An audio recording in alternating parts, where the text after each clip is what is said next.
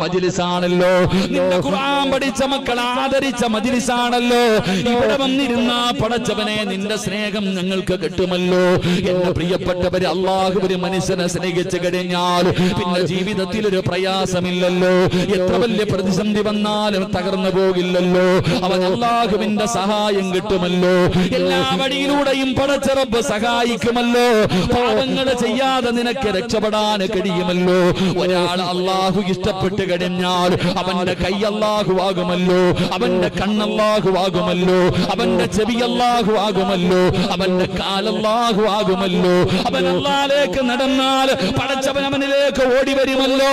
എന്റെ പ്രിയപ്പെട്ടവരെ, ഒരു മനുഷ്യനെ അല്ലാഹു ഇഷ്ടപ്പെട്ട് കഴിഞ്ഞാൽ അവന്റെ ദുനിയാവും ആഖിറവും രക്ഷപ്പെടുകയാ.